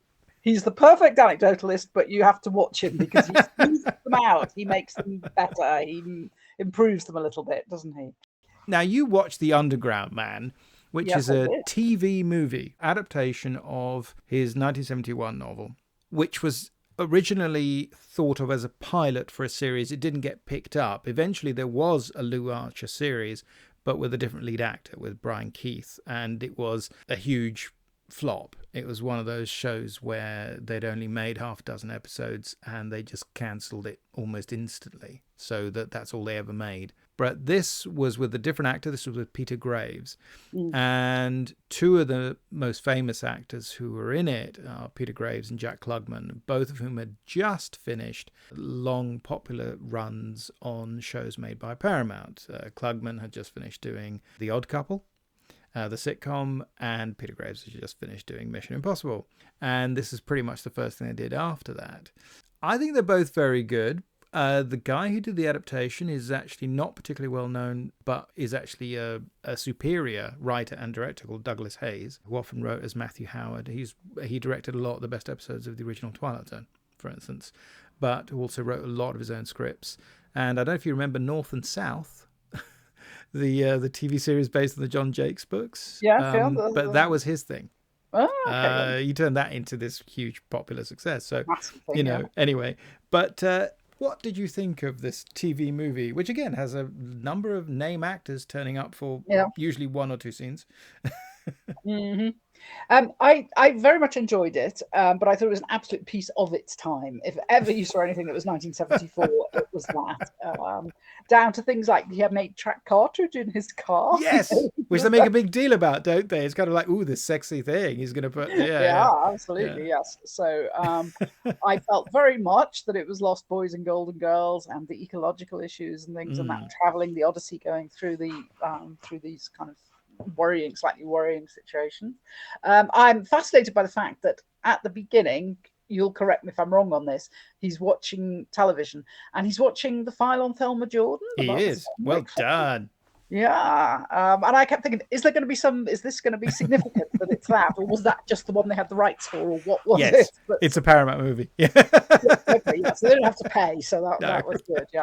It would be nice if it had some connection, if you thought, aha, if I knew the plot of File on Thelma Jordan, I could work out the plot of this one. I don't think that's true, is it? I can't make a connection. No. I could try, but you know what? People like me can congratulate themselves on, being able to work out what film it is. So exactly, because it's not on very long.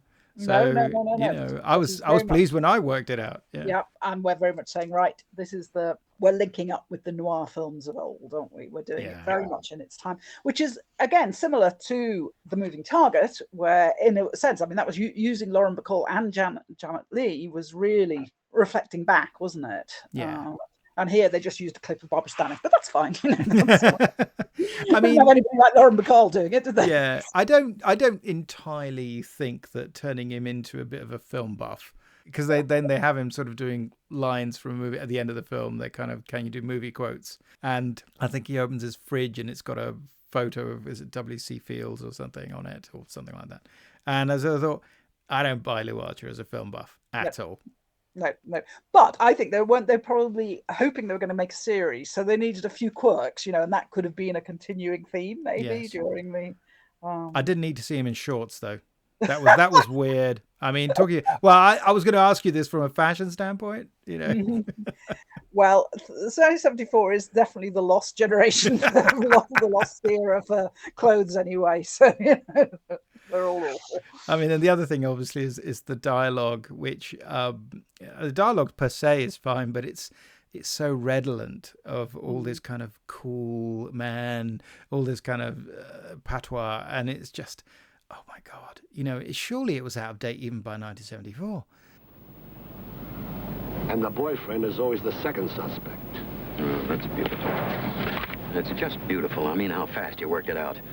Jean and I got together last night for the first time in 6 years, and it was such a groove. We drove up here this morning and knocked off her husband. You don't always have to pull the trigger.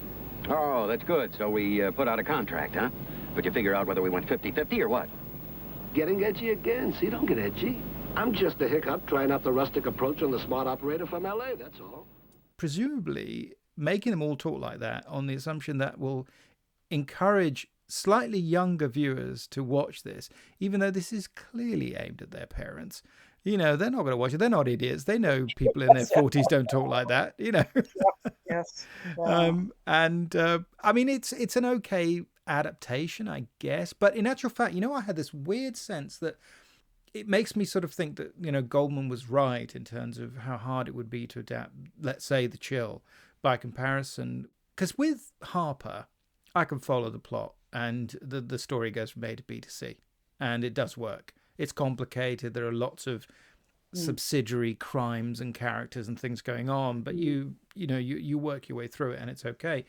Oddly enough, this one, trying to keep track of exactly who's doing what to whom and who is whom proved quite difficult. And weirdly, I've thought, you always think in a movie it might be easier because you can put names to faces and the visual orientation can somehow help. But in actual fact, I think, no, this kind of works a lot better in the book, partly, I suppose, because I could turn the pages back a bit. I mean, obviously we could rewind, but, it's just not the same. I was really sort of struggling at the certain points to find who is who. And, and also, like you say, you do get these scenes with, it's like Vera Miles turns up.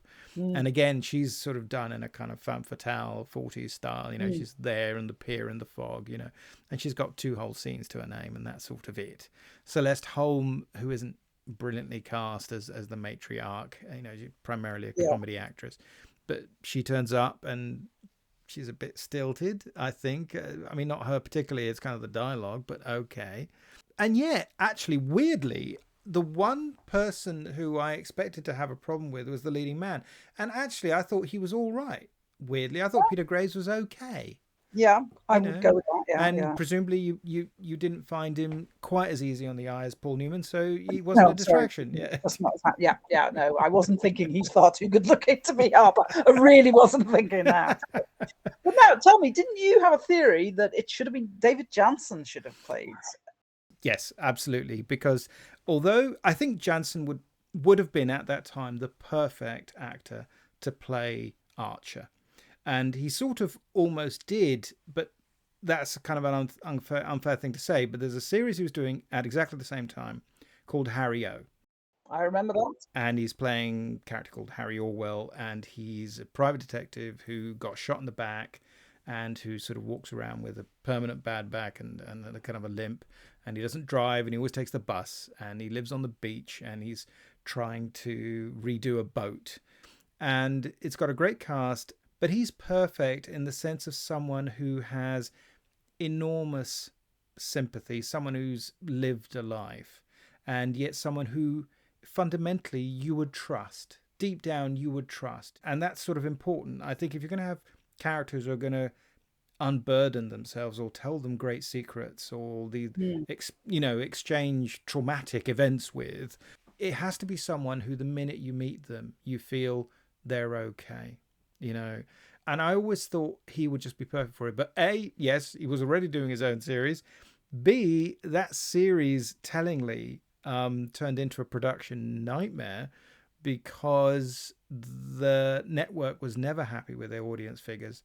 So they started monkeying around with it really early on. It strictly speaking went to a second year, but they started changing it. They changed the supporting actors. They gave him a young Chinese guy so that he would have a kind of younger guy who could do the running and shooting, and it completely took away from what was a very kind of mellow and empathetic kind of show, which was character based, strong stories but entirely character based, which is very unusual for American telly, particularly of that time. So yeah, he would have been certainly my ideal. In the books, Lew Archer is Ken Miller's age. So if we assume that he's the age that he's supposed to be, then he's supposed to be around 60. Jansen was actually looked older than that because unfortunately he drank a lot. And he had all those years when he was running from justice as well. In The Fugitive. Quite aging week after week. Must be, right? Yeah. It must be terrible for him. Trying to find that one-armed man. Yeah, exactly. And so I think he looked a bit older, but a lost opportunity. Although the thing to do is to watch episodes of Harry O. Ideally, the 2 TV movies that were made to launch it. Right. They're well worth seeing. I think they're really good. They're sort of the pure version of that. Because Paul Newman then 9 years later goes back and makes a very belated sequel, an adaptation of the second book in the series, The Drowning Pool. Paul Newman is Harper, and the Harper days are here again. I am required by law to advise you guys that my hands are registered in the state of California as lethal weapons. You understand? Black belt, huh? You betcha. McGlow, show him yours. Well, it's a different ballgame. I was just kidding. I'm a brown belt. Warner Brothers and First Artist presents Paul Newman as Harper in The Drowning Pool. I spotted your car. You spotted my car. I very much enjoyed that. I thought it was great. It's the kind of thing you don't really notice at the time, but you're thinking, why? Because the first one was successful, wasn't it? Oh, no, it made loads of money. Yeah. Yeah. So it just seems strange. You think either you never have another one or you have another one 2 years later. But it was odd. He has stopped chewing gum. He doesn't chew gum in this one. I don't know how they've managed to persuade him. Melanie Griffiths turns up. Yeah. And she's great in it in her own little ninfet way. Yes. Yeah. They're in Louisiana. Weird change of location from the book, which is just... Not at all from the book, no. And there's a lot of slick, bright photography. Yeah, although done as a contrast, I think. I mean, interesting, the guy who photographed it is Gordon Willis, the so-called Prince of Darkness, the guy who did the Godfather films and so on. But yeah, this one has they're kind of going for that southern feel, aren't they? Yeah. Yes. It actually weirdly reminded, the True Detective series from a couple of years ago. Oh, yeah. Yeah, the Matthew McConaughey and Woody Harrelson, the first which was series, also set in Louisiana. Yes, the first series. Yeah, which is the best one, I think. Yeah. Yes, yeah. Set they're mumbling around solving crimes.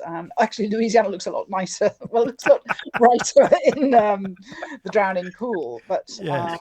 Well, it's more upscale, isn't it? Yes, they're richer. Yes, indeed, yes. And there's that weird incident at the beginning with the seatbelt where It's the equivalent of the coffee cup scene, isn't it? Yeah, and he can't get the car to work.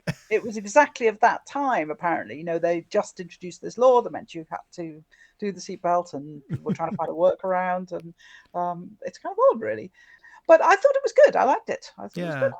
I mean, I think it's a decent adaptation, and also it builds to a kind of a big climax, which in a movie is useful.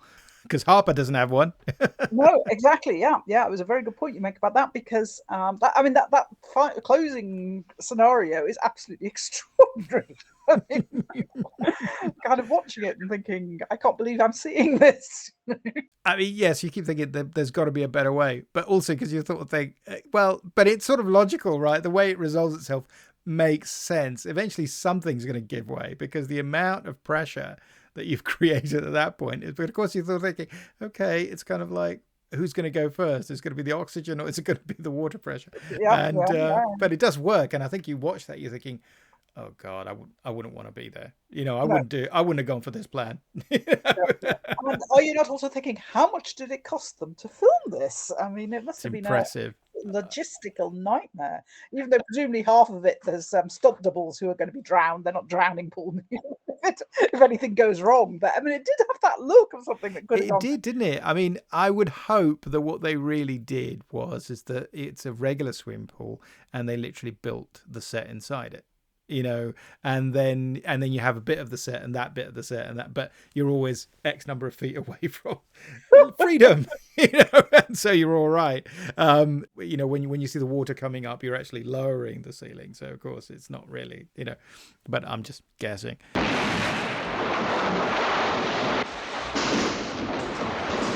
Paul Newman is just a guy trying to keep his head above water, and now he's in the drowning pool.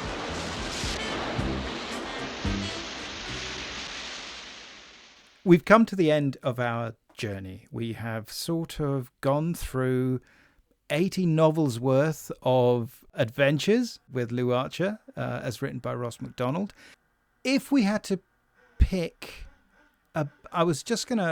we didn't really get to talk about Margaret Miller in the end.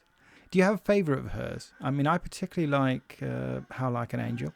I mean, I think her best books are probably from the 50s and early 60s. I think so, yes. Yeah. I think there's a sort of a bit of a tail off as they got later. Yeah, and there is a big gap as well. Stranger in My Grave.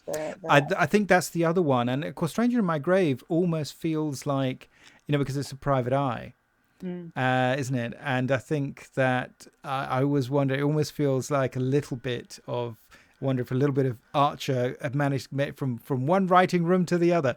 But it's completely distinctive and totally its own thing.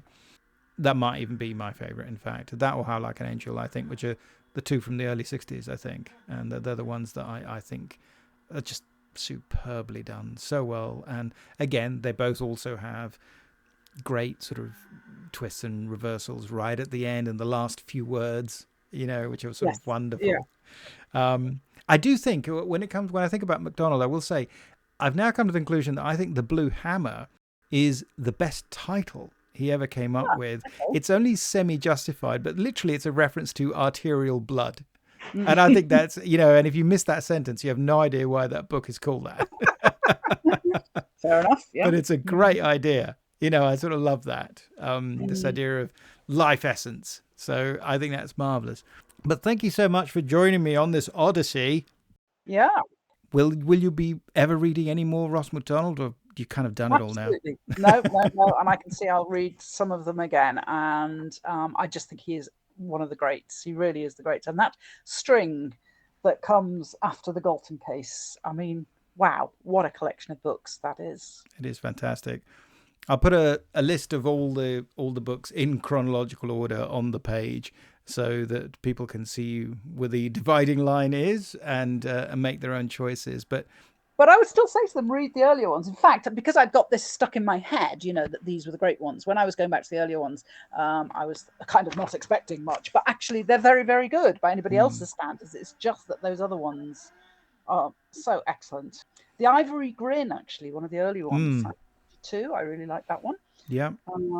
There's one thing I'll add to you, which is that I always liked when I was reading a book to pick out a sentence or two that I felt could be in any of his books, which would be things like, halfway down the stairs, I told myself that I was descending into trouble. A pretty young woman with a likable boy and a wandering husband. A hot wind was blowing in my face.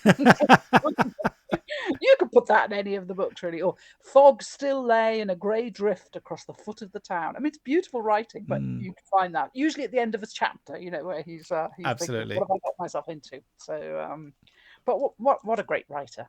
Fabulous. That's the thing. I mean, we've barely touched on the prose, and so it's great that you brought that up, because I think that's so important and just a distinctive part of his writing. I mean, we were talking about who would be the successors, who got, and we picked on Sue Grafton, and because the other writer at the time in the 70s, before she really came on the scene, people like Robert B. Parker would often get mentioned. And the thing about Parker, and I enjoy his books, but the prose style wasn't particularly noticeable in any of his books. I think he was great great on dialogue, great on descriptions of food, and things like that. But no bad thing. But in terms of plotting or in terms of prose style, I don't think he was in the same category. And I say that as someone who enjoys his books. So I think when you get somebody like Sue Grafton, I don't know how you feel about people like, difficult writers like James Crumley or people like that who are just very hard to read. I'm even neutral on that. Don't really object to. I'm just trying to think. I did make a little list of who I thought were other ones. I mean, obviously, Frederick Brown is someone I read. Daniel Woodrell. Yeah. Yes, great writer. Lawrence Block, not quite so much noir, but I really enjoy his books. Lou Bernay, a modern writer. I've not read him at all. I've read 2-3 books by him, and one of them I thought was exceptional, and the others were kind of okay, but they're continuing in that line. So and he's got a new one out, which I was thinking I must read. So there are good writers coming through, and then there's William Hjortsberg and Falling Angel. I don't know what date that is, but that's an extraordinary book. It is. I've read it, and I've seen the film, of course, which is Angel Heart. Yes, to me, it feels like a kind of Cornell Woolrich type story. If it fully embraced the outre elements, shall we say, of the supernatural. That's one of those books that I think has a killer plot. I'm not necessarily convinced it's particularly well written. I think I've read about 3 books by him, and I came to the conclusion that I tended to like the stories, but was not overwhelmed by the prose style. By the writing style. Okay, all right, you're allowed to say that. That's okay. Incidentally, talking about Frederick Brown, have you ever read that short story of his called "Don't Look Behind You"? That is the most terrifying thing I have ever read. It's the only story, I would say, that genuinely frightened me. That I had a secondhand copy of it. I mean, if anyone who's read it knows why it's a frightening. I had a secondhand copy of it that someone had given me a book with the selection in it, and I think I was in someone else's house or something, and I was terrified. Oh, perfect. Even though I knew it couldn't really be what it seems to be, and I would say there are not many things you read things and you get a frisson, or but that story is the best short story I've ever read from that point of view. It's so clever and so terrifying. On that note, Moira, thank you so much for joining me on the podcast. My pleasure. And, watch your back, mate. Take care.